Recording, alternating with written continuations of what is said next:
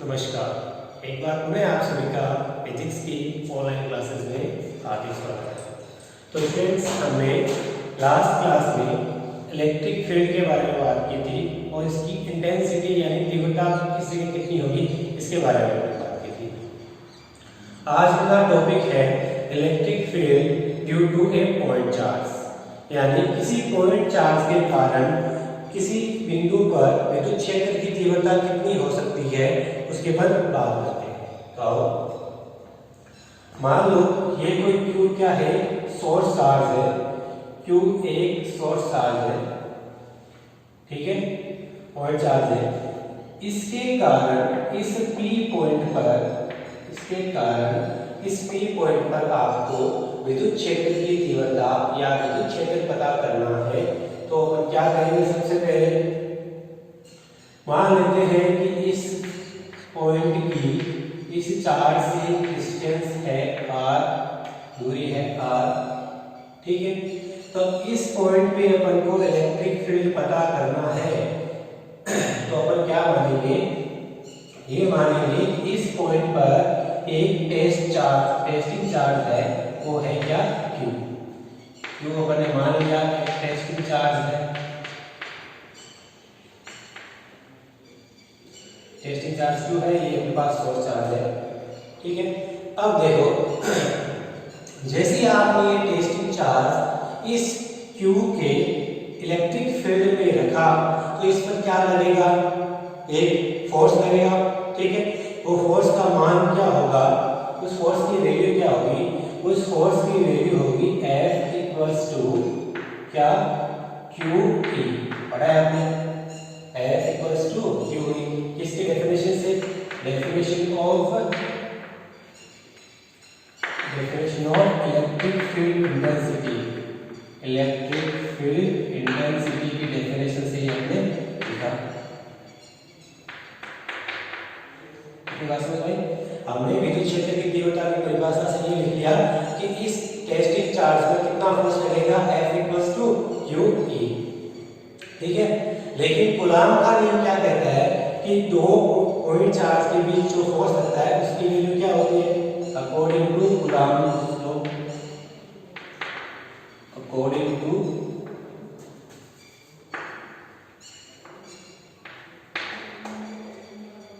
To Coulomb's law अपने पढ़ते हैं। F इक्वल्स टू क्या होता है, F इक्वल्स टू क्या होता है, 1/4 पाई एप्सिलॉन, अगर दोनों क्या हो, निर्वात या वैक्यूम में हो, Q1 Q2, Q अगर आपके पास क्या है, Q1 कैपिटल Q, Q2 क्या है, टेस्टिंग चार्ज Q, दोनों के बीच की डिस्टेंस क्या है, r स्क्वायर, दोनों के बीच की डिस्टेंस क्या है, r स्क्वायर। इसे इक्वेशन 1 कर देते हैं, इसे इक्वेशन 2 कर देते हैं, ठीक है, की बात समझ में। अब अगर दोनों इक्वेशनों की मैं अगर क्या करूं, कंपेयर करूं, तो मेरे पास क्या निकल के आता है, बाय इक्वेशन 1 एंड 2 देखते हैं तो मेरे पास आएगा QE equals to 1/4 pi epsilon Q गुना Q/r स्क्वायर। दोनों की तुलना कर ली हमने यहाँ पर, ठीक है। यहाँ से हम देख रहे हैं कि Q से Q कैंसिल आउट हो गया, अपने पास E बराबर क्या बचा, 1/4 pi epsilon Q/r square, Q/r square. ये बात आपको समझ में आई, ठीक है। अगर अपन को पता है कि इलेक्ट्रिक फील्ड इंटेंसिटी क्या होती है, अपने पास सदिश या वेक्टर फॉर्म में होती है, तो इसको वेक्टर फॉर्म में लिखेंगे। ये वेक्टर फॉर्म में क्या आएगा, 1/4 pi epsilon Q/r square. Direction किस तरफ, डायरेक्शन किस तरफ, अगर ये चार्ज पॉजिटिव है तो इसकी डायरेक्शन किस तरफ आ जाएगी, किस तरफ आएगी, ये इसको दूर धकेलेगा, इसकी डायरेक्शन किस तरफ आ जाएगी, प्लस r के रेडियली इसके बाहर, आउटवर्ड। अगर यहाँ पे लिखते हैं पर if Q charge is positive,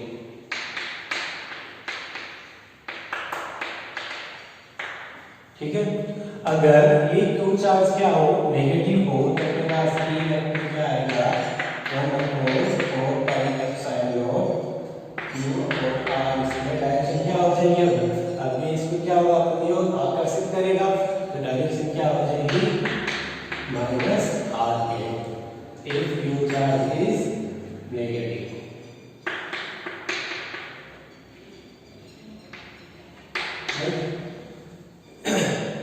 ये हो गया अपने पास electric field due to point charge. कितनी बात समझ आ गई? ये दोनों फॉर्मूला आपको ध्यान नोट डाउन कीजिए। अब देखो, अगर आपसे पूछे कि पॉइंट चार्ज की इंटेंसिटी में और इंटेंसिटी में उसके बीच की दूरी की, यानी कि उस पॉइंट कहाँ पर आप पता कर रहे हो उसके साथ संबंध कैसे होता है, अपन ये समझ सकते हैं कि E तथा R में ग्राफ, E तथा R में ग्राफ बनाए तो कैसे बनेगा? E तथा R में ग्राफ बनाए तो ऐसे बनेगा, R के साथ ग्राफ बनाओगे तो R क्या है? R स्क्वायर है और क्या है उसका व्युत्क्रमानुपाती है, तो ग्राफ क्या हो जाएगा? ऐसे वक्राकार रूप में बढ़ता हुआ चला जाएगा। और R स्क्वायर ग्राफ आप होते हैं x स्क्वायर के साथ, अगर आपको ग्राफ ऐसे बनाना हो E का कोण R स्क्वायर के साथ बनेगा तो कैसा बन जाएगा? सीधा स्ट्रेट लाइन ग्राफ बन जाएगा ना। E तथा R में निम्न प्रकार के ग्राफ बनेंगे, नोट डाउन कीजिए। ठीक है, चलो आगे चलते हैं। हो गया। चलो अब देखो, अगर आपसे सेम वैसे जैसे आपने कूलाम का फोर्स पढ़ा था, ठीक है, कूलाम का फोर्स आगे हमने क्या पढ़ा कि अगर किसी सिस्टम में या निकाय में दो से अधिक आवेश हो जाए तो क्या करते हैं अपन? क्या लगाते हैं? सुपरपोजिशन प्रिंसिपल लगाते हैं। सेम वैसा किसी में होगा, इलेक्ट्रिक फील्ड में भी होगा। अगर किसी पॉइंट पर बहुत सारे आवेशों, बहुत सारे चार्जेस के कारण अपन को इलेक्ट्रिक फील्ड पता करना होगा, तो कैसे पता करेंगे? बाय यूजिंग सुपरपोजिशन प्रिंसिपल, प्रत्यारोपण के सिद्धांत से। प्रत्यारोपण का सिद्धांत क्या कहता है कि उस पॉइंट पर सभी आवेशों के कारण विद्युत क्षेत्र की तीव्रता क्या होगी?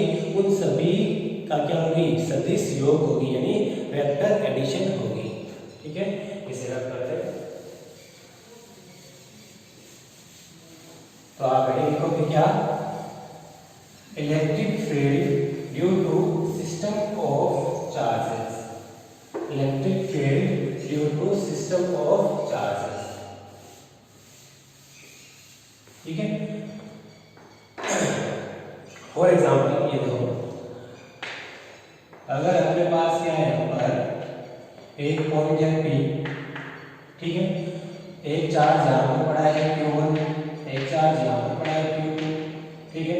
इस P पॉइंट का मूल बिंदु से स्थिति सदिश है, जिसे क्या बोलते हैं? पोजीशन वेक्टर क्या है? R0, Q2 का है R1, Q1 का R1, Q2 का R2, और यहाँ पर अपने पास एक चार्ज है कहाँ तक? Qn तक, तो उसका क्या है? Rn। ठीक है, अब इस पॉइंट के इस चार्ज के कारण अब वही सेम इस पॉइंट पर आपको विद्युत क्षेत्र की तीव्रता पता करनी है, इंटेंसिटी, तो आप क्या मान के चलोगे? यहाँ पर एक टेस्टिंग चार्ज, ठीक है, बाद में तो बढ़ जाता है ना अपने आप। इसकी डायरेक्शन का मूल पॉजिटिव है इस साइड, इसकी डायरेक्शन का इस साइड, इसकी डायरेक्शन का इस साइड, और यहाँ पर इसकी इस साइड। इसे मान लेते हैं T1, ये T2 और ये T कहाँ तक? N तक। ठीक है, तो इस पॉइंट पर नेट इलेक्ट्रिक फील्ड क्या आ जाएगा? इस पॉइंट पर नेट इलेक्ट्रिक फील्ड आ जाएगा आपके पास क्या? E1 प्लस E2 प्लस कहाँ तक? En तक, और इनका क्या होगा? डायरेक्शन भी होगी। ठीक है, अब आप E1 का मान यहाँ पता कर सकते हो, क्या होगा? क्या होगा? किसी भी पॉइंट चार्ज की करंट इंटेंसिटी अभी पड़ी थी कि Q अपॉन R स्क्वायर या 1/4 pi epsilon not Q upon R square. तो यहाँ देखो, इन दोनों के बीच की डिस्टेंस यानी दूरी के अपन को क्या मान के चलेंगे? इन दोनों की दूरी डिस्टेंस R01, ठीक है। इसी प्रकार इन दोनों के बीच की डिस्टेंस R02, इसी प्रकार इन दोनों के बीच की डिस्टेंस क्या? R03, ठीक है। तो अपन ऐसे लिखेंगे, ये क्या आ जाएगा? 1/4 पाई एप्सिलॉन नॉट Q की वैल्यू Q1, ठीक है। डिस्टेंस कितनी? R01 का क्या? होल स्क्वायर, डायरेक्शन किस साइड हो जाएगी? R01 का कैप, ठीक है। इसी प्रकार Q2 की वैल्यू क्या हो जाएगी? 1/4 पाई एप्सिलॉन नॉट Q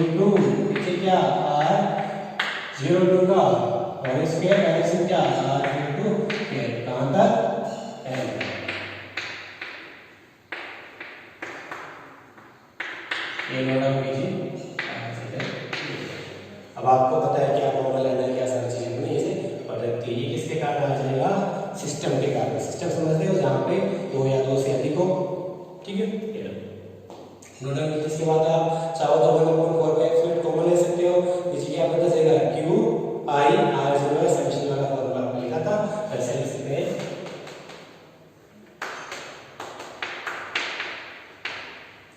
या समेशन कहाँ से कहाँ तक? समेशन कहाँ से कहाँ तक है? I टू I बराबर 1 से कहाँ तक? n तक। और यहाँ पर क्या लिखेगा? क्यू आई अपॉन आर 0 आई का बार का होल स्क्वायर डायरेक्शन का r डिवाइड किया है। ये तो अपने पास क्या आ गया? फॉर्मूला आ गया ड्यू टू सिस्टम। इसका चार्जेस नोट डाउन कीजिए, ठीक है। चलते हैं आगे। अब देखो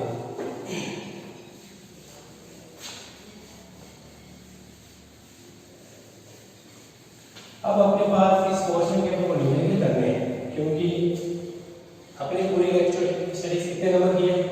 7 नंबर की। इसका पोर्शन कुछ ऐसा आता है 4 + 2 + 1 का, ठीक है।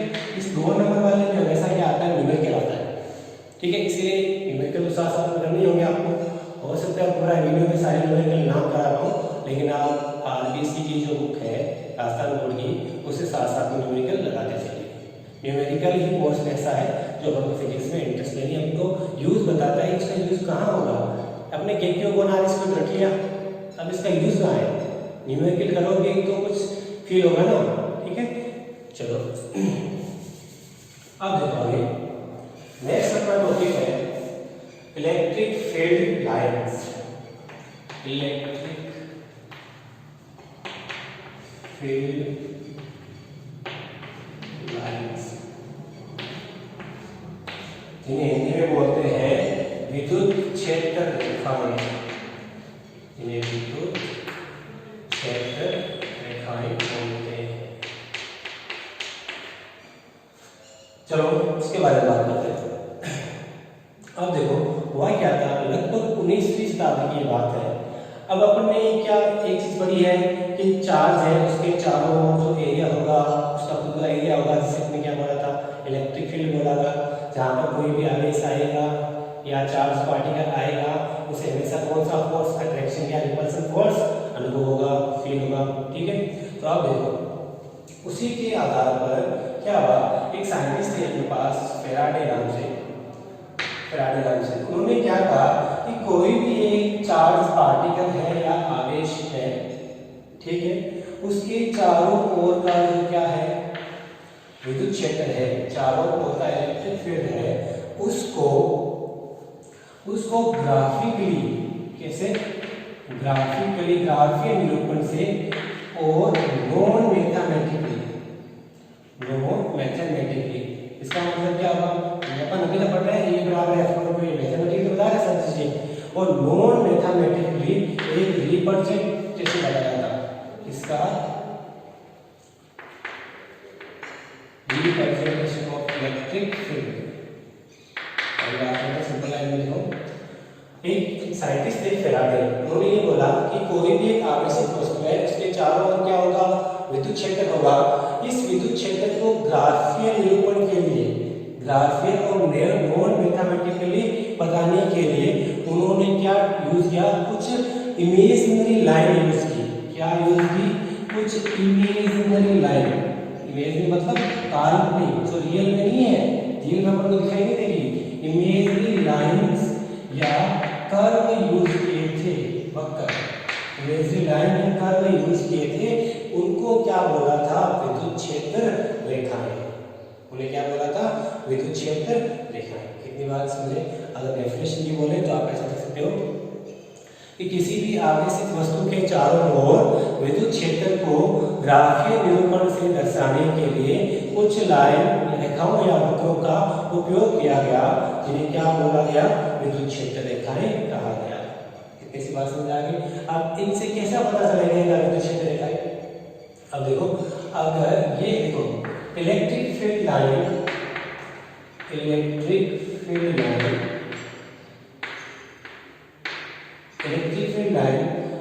दो चीजें बताती है अपन को। दो कौन सी चीज बताती है? एक तो ये बताती है कि इलेक्ट्रिक फील्ड का मैग्नीट्यूड कहाँ कम है, कहाँ ज्यादा है। इलेक्ट्रिक फील्ड मैग्नीट्यूड के बारे में अपन को जानकारी देती है। दूसरी जानकारी देती है कि किसी भी पॉइंट पर इलेक्ट्रिक फील्ड की डायरेक्शन क्या है। किसी भी पॉइंट पर इलेक्ट्रिक फील्ड की डायरेक्शन क्या है। हिंदी वालों ऐसा मत सोचना कि मैं सारी चीज इंग्लिश में लिख रहा हूँ, मैं साफ साफ में बोल रहा हूँ। यहाँ पर विद्युत क्षेत्र दिखाई, अपन को ये दो चीजें बताई गई। इसका एक तो विद्युत क्षेत्र का परिमाण, दूसरा क्या, और विद्युत क्षेत्र की दिशा। ठीक है, अब ये कैसे बताएगी, अपन इसकी प्रॉपर्टी में पढ़ेंगे। ठीक है, एक चीज और अपन, इन फैराडे साइंटिस्ट ने इनको इलेक्ट्रिक फील्ड लाइंस नाम भी दिया था। उन्होंने इन लाइंस को नाम दिया था electric force line. Electric force line, ठीक है, विद्युत बल रेखाएं नाम दिया था इनको। आप इतनी बात समझे।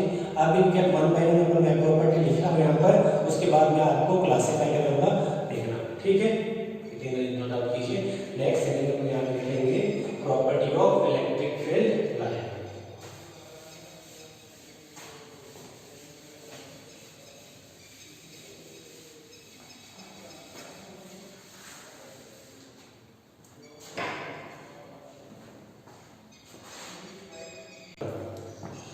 हाँ, तो हमने बात कर रहे थे कि इलेक्ट्रिक फील्ड लाइन होती क्या है, ये हमने बात कर ली।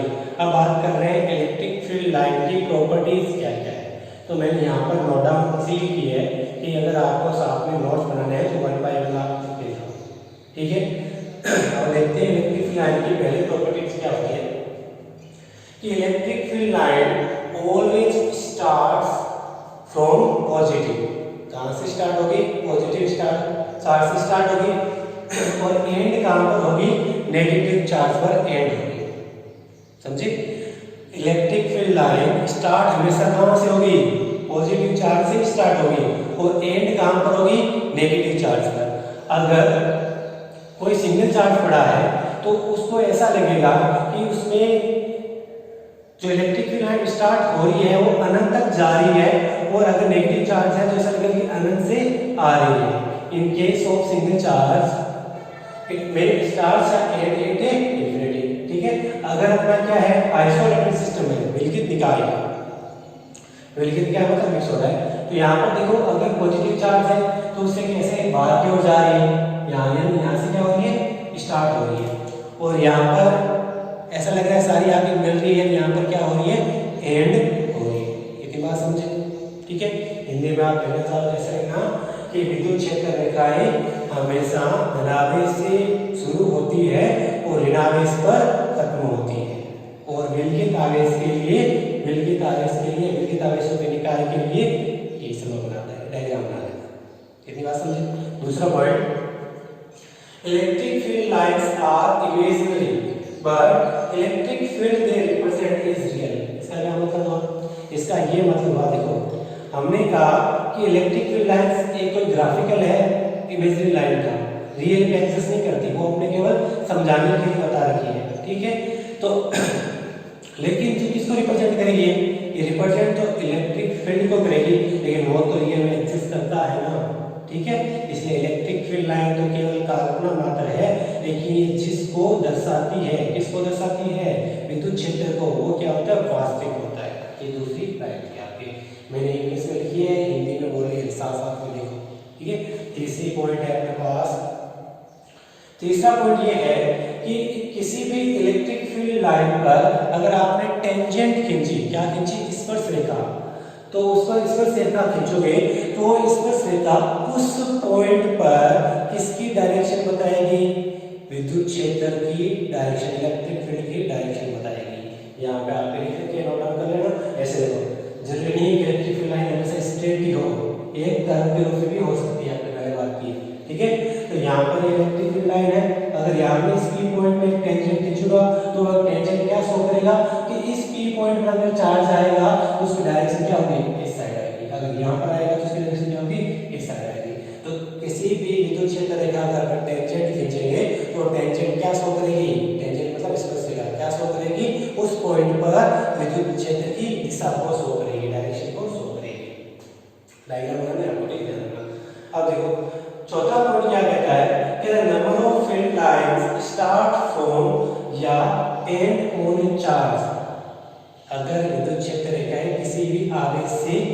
निकल रही है या किसी भी आवेश पर खत्म हो रही है, तो किस पर डिपेंड कर रही है, वो इस चीज पर डिपेंड करेगी कि उस आवेश का मैग्नीट्यूड यानी परिमाण कितना है, यानी वो 5 कूलम्ब का 10 कूलम्ब का कितना है। अगर जितना ज्यादा उसका मैग्नीट्यूड होगा वहां पर विद्युत क्षेत्र रेखाएं क्या होगी, ज्यादा होगी।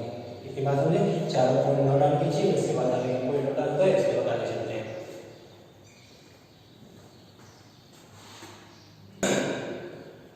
हाँ, तो अपने 4 प्रॉपर्टी पढ़ी, तो उसमें से अगली 5वीं प्रॉपर्टी अपने पास क्या है, वो 5वीं प्रॉपर्टी ये कहती है कि electric field is strong when field lines are crowded, यानी अगर इलेक्ट्रिक फील्ड लाइंस एक जगह बहुत सारी है, एक दूसरे के पास सटी हुई है, तो वहां पे इलेक्ट्रिक फील्ड क्या है, स्ट्रॉन्ग है। अगर वो एक दूसरे से बहुत दूर दूर है तो वहां पे इलेक्ट्रिक फील्ड क्या है, वीक है।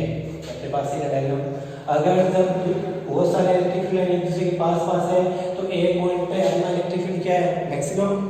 जब इलेक्ट्रिक फील्ड लाइन एक दूसरे से दूर दूर है तो सी पॉइंट पे अपना इलेक्ट्रिक फील्ड क्या है, मिनिमम। ये अपनी थी 5 है। आगे तो छठी प्रॉपर्टी क्या कहती है इलेक्ट्रिक फील्ड लाइन की, कि इलेक्ट्रिक फील्ड लाइन की छठी प्रॉपर्टी कहती है कि two electric field line can never cross each other, दो विद्युत क्षेत्र रेखाएं एक दूसरे को प्रतिच्छेदित या काटेगी नहीं।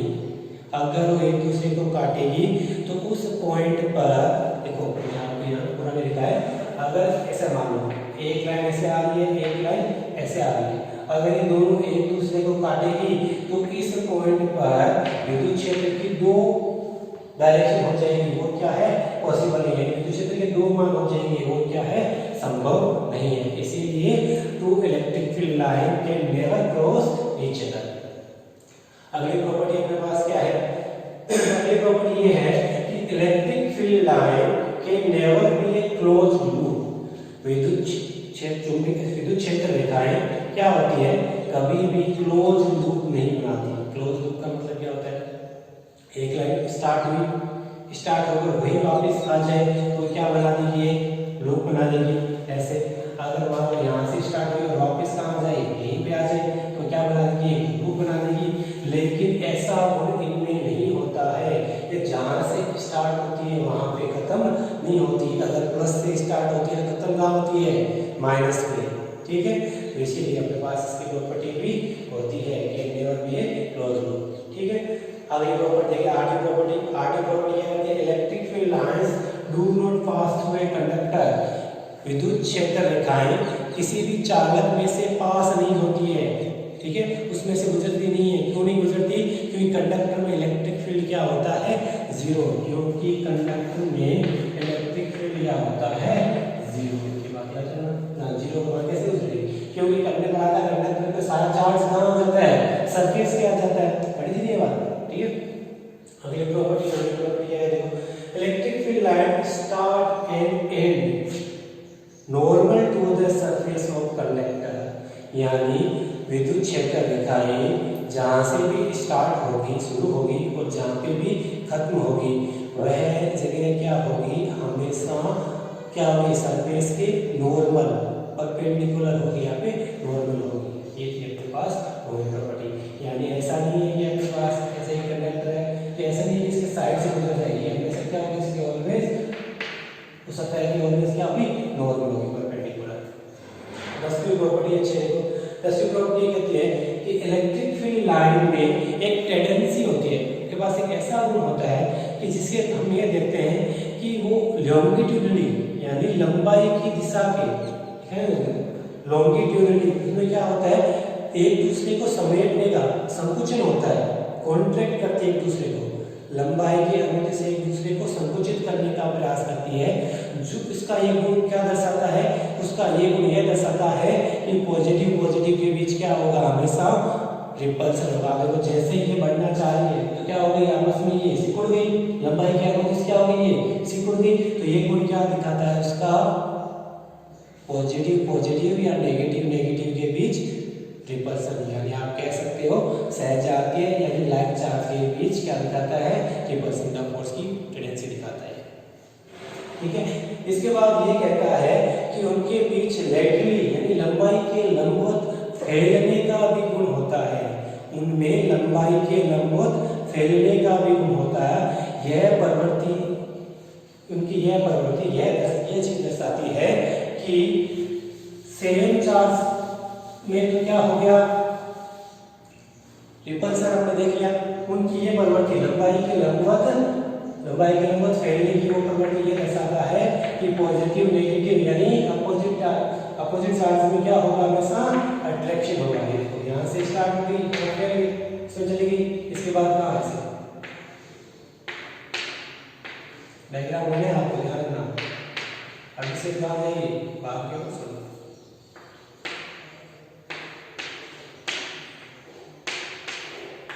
इसमें कहाँ है केंद्र की ओर, ध्यान से देखो